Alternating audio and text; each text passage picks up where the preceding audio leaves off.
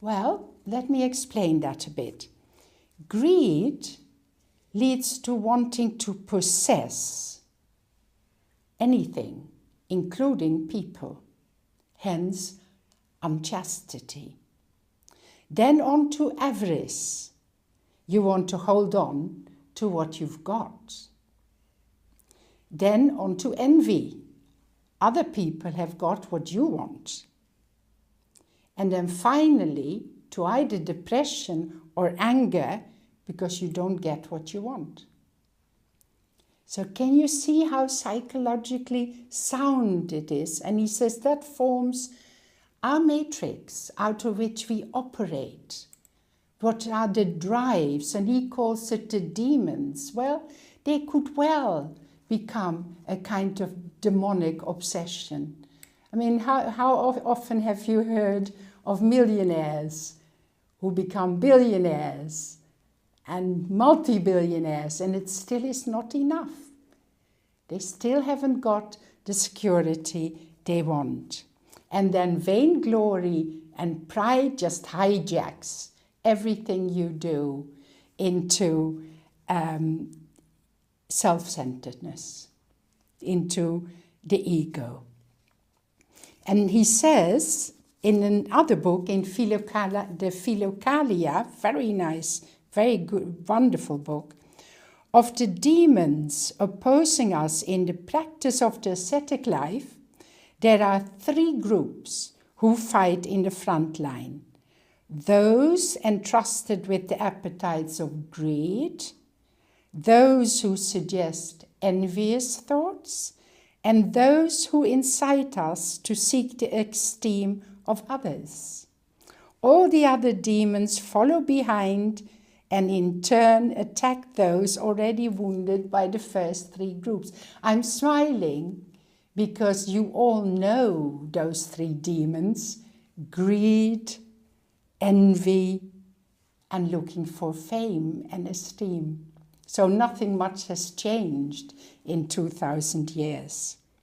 Now Evagrius says, his advice is, this is our matrix, but we just need to become aware.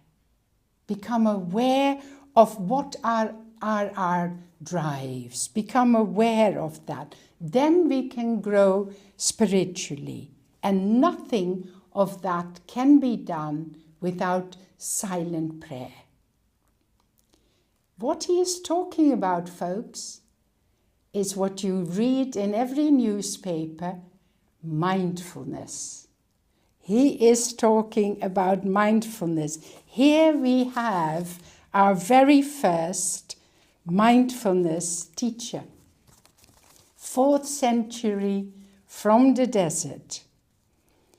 He says, keep careful watch over your thoughts. And then he adds, then ask from Christ the explanation of the data you have received. Again, can you see? Self-analytical, become aware of your thoughts, and then comes grace. The answer doesn't come from your mind, but is a gift when you go into the silence of your heart. And this mindfulness of Evagrius is not just watching the thoughts. He starts with awareness of sensations, of feelings, of emotions. Then he comes to thoughts. That causes thoughts. Thoughts cause desires, and then you're into the action and you're lost. Or you write a beautiful book, whatever it is.